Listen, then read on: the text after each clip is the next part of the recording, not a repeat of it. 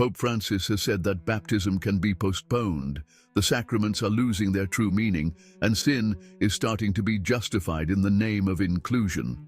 This reflects a deep change in the moral direction of the Catholic Church. Join us as we explore what this really means and why it concerns you directly.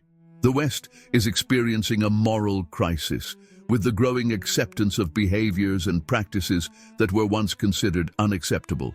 Although this is not new, its continuous progress continues to undermine traditional values. A significant example has recently occurred in the United Kingdom.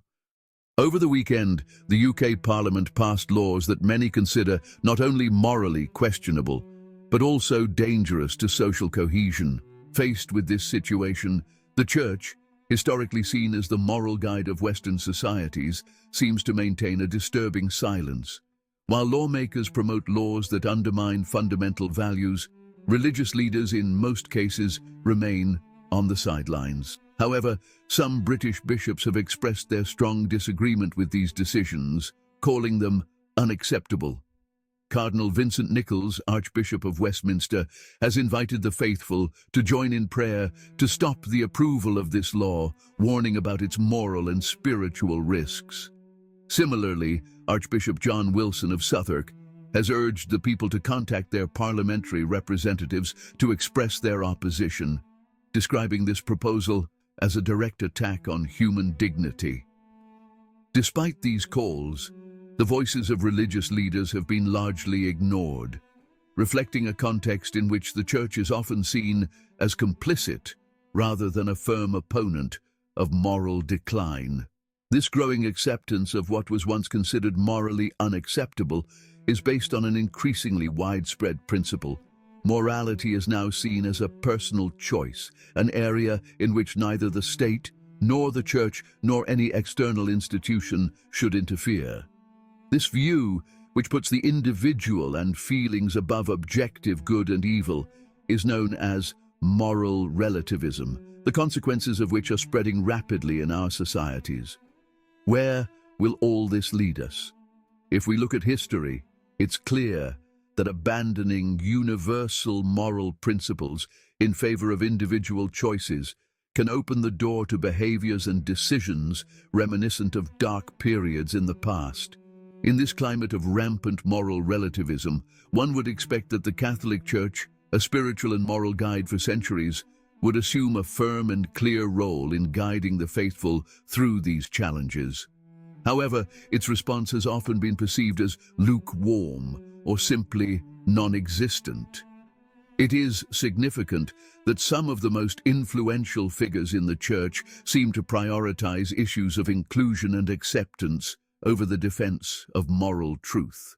Pope Francis, true to his vision of an open and welcoming Church, has repeatedly stressed the importance of including everyone. He has stated that the Church should welcome not only traditional families, but also couples who live together without being married, the divorced, and those who live outside the established moral norms. While this message of openness without exclusions has been well received by many, it has also generated concern among the faithful who try to live according to traditional teachings. The insistence on inclusion often seems to clash with the idea that faith implies a deep commitment, abandoning sin, following the gospel, and recognizing the authority of the Church.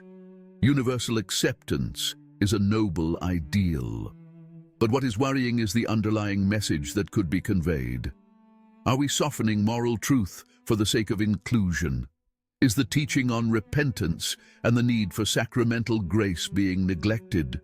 One of the most sensitive issues in recent debates is baptism, a fundamental sacrament that, according to doctrine, introduces the soul to the life of grace and opens the doors to eternal salvation. The controversy arose after Pope Francis responded to an Italian grandmother concerned about parents' lack of interest in baptizing their granddaughter. In his response, the Pope advised the woman to accompany the parents with love and dialogue without giving too much importance to the sacrament. Although this stance may seem prudent and compassionate, it has generated concern among many Catholics. Traditionally, the Church has considered baptism as something urgent, to be administered in the first days of life, to guarantee the grace of God and the spiritual protection of the newborn. Delaying this sacrament, especially for reasons such as the parent's indifference or estrangement from the faith, is seen as a spiritual risk for the child and a lack of responsibility towards their future in the life of grace.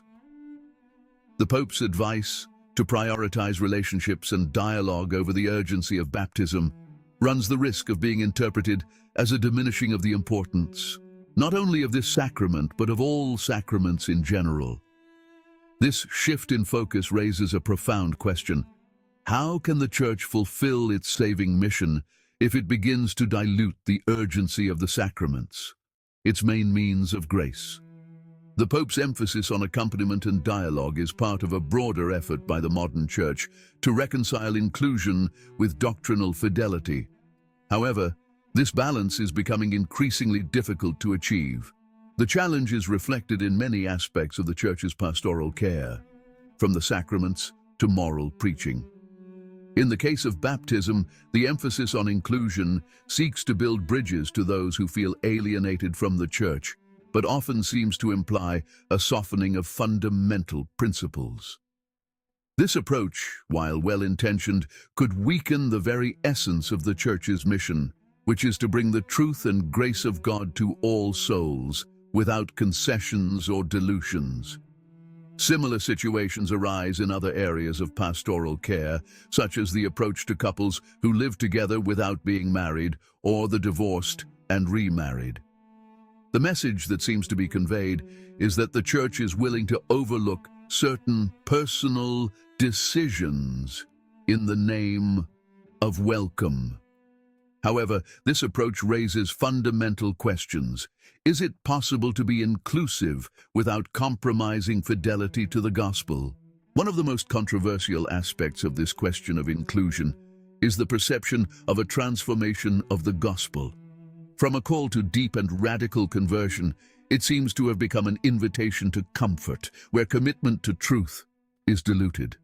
The constant emphasis on acceptance and understanding seems, at times, to turn Christianity into a kind of well-being ethic, where the priority is no longer the salvation of souls, but to ensure that everyone feels included, without demanding responsibilities or concrete commitments. This leads us to an urgent question. Where is our faith headed? If the sacraments lose their meaning and sin becomes commonplace without a true invitation to conversion, what will be the future of the Church and its faithful? This is not just a matter of doctrine. What is at stake is the salvation of souls. This is a time that requires deep reflection and prayer, but also action. Each of us must ask ourselves what we can do to defend the truth and support the fundamental pillars of the Church. Time is short, and remaining silent is no longer an option. Faithfulness to the gospel demands courage, clarity, and an unwavering commitment to the truth, even in a world that pushes us to soften it. If you liked the video, leave a comment and subscribe. God bless you.